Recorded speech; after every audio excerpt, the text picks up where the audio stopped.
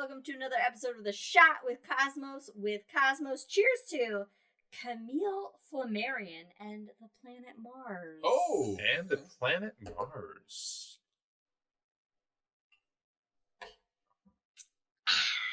Delicious. Get it all. All right, so we all know, or maybe we don't all know, but Mars, pretty popular science fiction object throughout the past, I don't know, ever years, you know. And famously, like War of the Worlds, like the 50s was a lot of science fiction, aliens from Mars, stuff like that. Usually these Martians, not nice. Yeah, attack. Mars attack. Or they just get a cold. Yeah. Oh, yeah. So, you know, it can be like an unnerving thing in science fiction, not necessarily a good thing in science fiction. But there was an astronomer who had a different take on Martian life. Okay.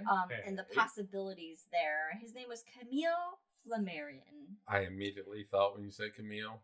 A woman? No, it's a guy. It's a guy. He's French, if that helps. Le Français. Oh, he's French. Yeah. Okay. He's French. He's a Parisian astronomer. He is actually the founder and first president of the Astronomical Society of France, is my interpretation from what it said in French. He's been described as an astronomer, mystic, and storyteller who was obsessed by life after death and on other worlds, and who seemed to see no distinction between the two. Mystic? This comes from Wikipedia. Yes. At the time, he was really into kind of like this kind of spirituality and this transcendence of the soul that moves after death to different areas. What do they call those people? Like it wasn't mystics. Like it was a spiritualist. Oh, is that what like? Yeah, it's like a kind of like that. But I mean, he was into science and he did scientific research. And he did publish a lot of things. So in 1892, I'm sorry. And most of this, by the way, almost as old as I am. Comes from an article I found on The Conversation called Early Visions of Mars Meet the 19th Century Astronomer Who Used Science Fiction to Imagine the Red Planet. That's where most of my stuff comes from, but there's some Wikipedia stuff thrown in. But he published The Planet Mars. He's had a lot of publications. And to this day, the planet Mars is kind of still a definitive history of Mars observations through the 19th century, beginning with Galileo. So he kind of like way back. Yeah, he kind of published like summaries of the observations of Mars through Galileo. Yeah, like how we viewed Mars. And he and through this he had to review over 500 drawings of Mars while he's doing this. And he kind of concluded that Mars kind of went. It seems like Mars went through the same evolutionary stages as the Earth, and he insisted that Mars was the most Earth-like planet, but it was a living world of its own. So it wasn't like Earth. It went through maybe a similar stage. That's very modern. He did have kind of a more modern take of Mars, whereas most people were kind of like... thinking things like it's like Earth-like, you know. But he was like, no, this is a completely separate world, even though there's some similarities. It had its own evolution. It had its own evolution, exactly. And he was really most interested in the differences between Mars and the Earth, whereas most people were focusing on the similarities between the planets. He was really interested into the differences between them, and he also realized and noted that it was hard to tell the differences because of the lack of good technology of the time. He recognized that... Again, forward thinking. Yes, he recognized that the distance was too great, the Earth's atmosphere is too thick, and the instruments of the time were not perfect enough. He should have just gotten with Jansen. Apparently. Check out our shot on helium and the sun, or whatever we ended up the eclipse. And he realized that all the maps of Mars, these drawings of Mars that he observed and had reviewed, I should say, that they were all different. That there wasn't really like a consistent nature to them. And so you could not take the maps of Mars as literal, like some people take the Bible. That's my own comment. And he said that life on Mars would be evolutionarily different than on Earth. But that if there was life on Mars, it would be far more advanced, far more intelligent. Oh, okay. And had developed and basically more peaceful, essentially, because of the advancements in technological and scientific development that would have taken place due to it being more ancient on Mars.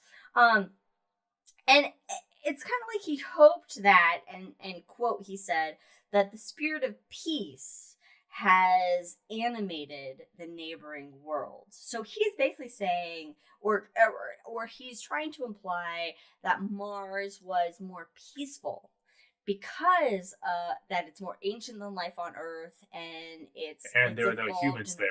Well, it would be different than humans. He published over 70 books.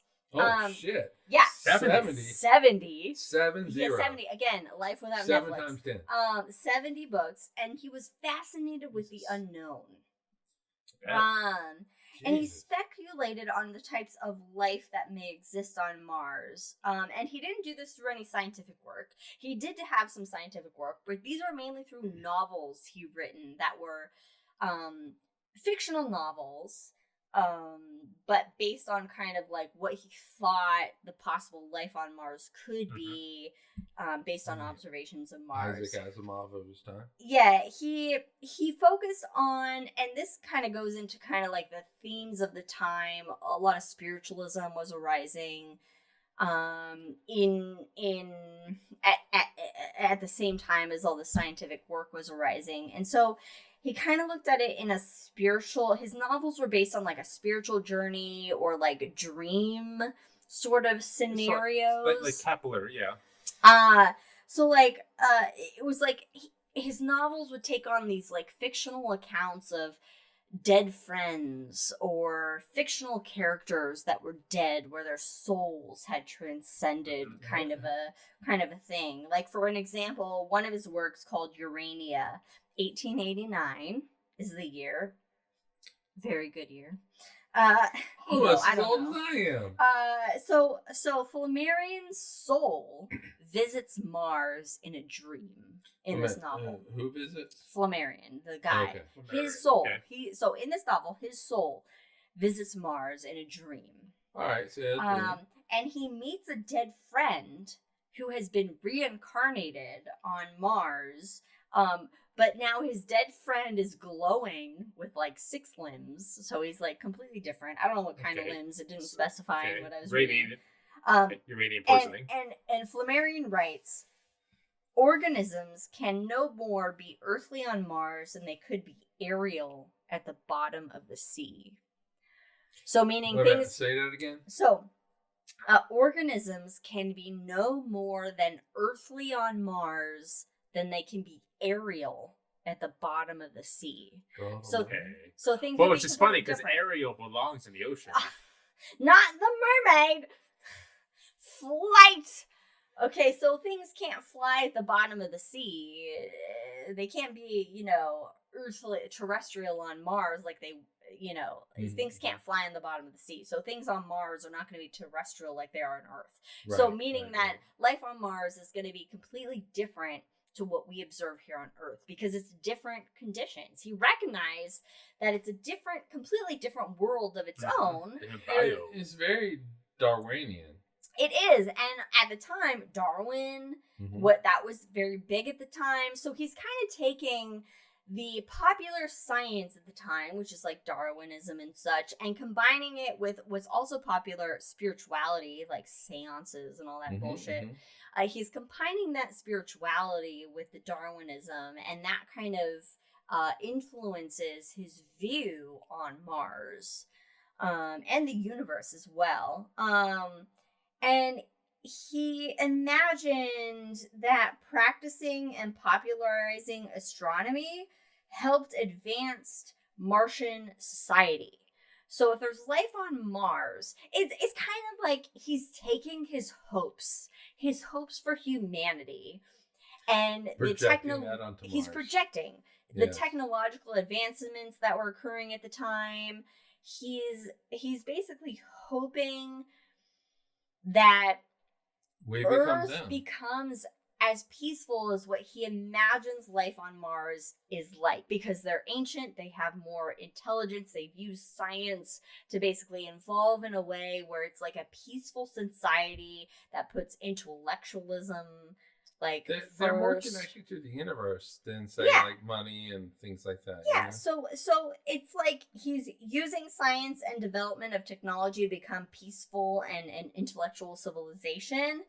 And according to this article that I read, it's kind of like what life could become under the right conditions, you know? So that's kind of like what he's going for, which is a hope. Which is different from the current like science fiction of Mars at the time, where, you know, it's like at the time you had a lot of works where you had Schiaparelli, who drew the canals on Mars, which he thought was like man-made structures on Mars and such, which we know are water not. from the poles. Yeah, which we, of course, in modern observations, we know that was an optical illusion. It's just like where past water may have been, or what have you.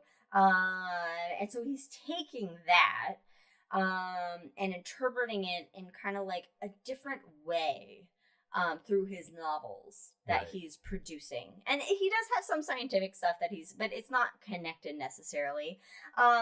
So his legacy is that he did a lot of stuff, and he had more thoughts about space than just Mars. Okay, so it wasn't just all about Mars for him.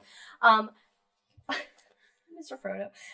He actually suggested the names for Triton and Amalthea, the moons of Saturn and Jupiter, which then became official decades later. So he suggested those names. He's named on a crater of the moon and Mars. There's a Flamarrion crater on the moon and on Mars.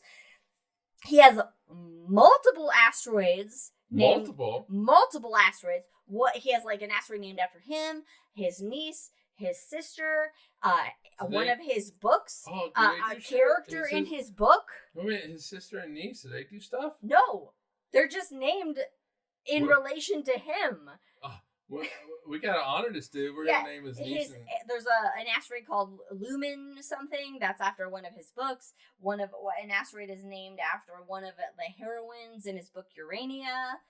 So he's got multiple asteroids named after him. And George Gamow, he's an American and Soviet polymath.